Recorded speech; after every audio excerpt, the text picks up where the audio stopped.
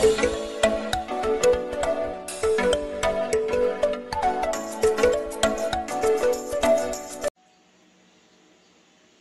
ito na nga guys. Ayan, nagpe-prepare po kami ng para sa 18 roses niya. So, instead na bibili kami ng fresh flower, gumawa na lang kami ng artificial. Ayan. So, maganda naman siya para pagkatapos ng sayaw niya, souvenir niya. Diba? Tatago na lang niya.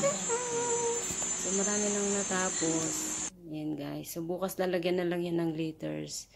Tapos, ayan guys. Gumawa din kami ng design para sa 18 candle. At syempre yung kuya niya ang busy-busy sa pagdedikit.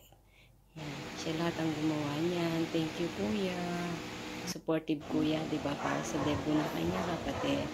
At syempre yung girlfriend naman ni kuya, siya si Ate Jem.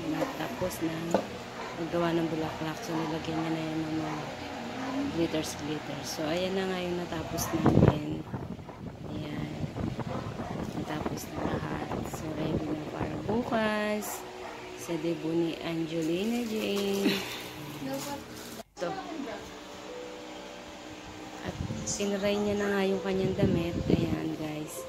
Tingnan nyo. O, diba? Siyang ganda.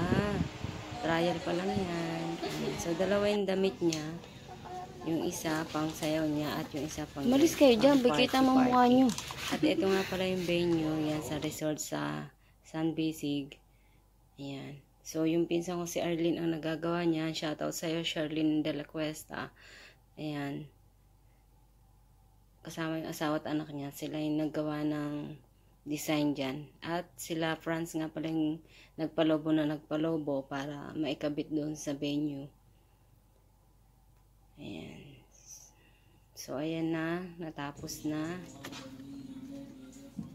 At syempre, hindi mawala ang makeup. Adjong, harap ka dito. So, ayan. Nag-makeup na sila dyan.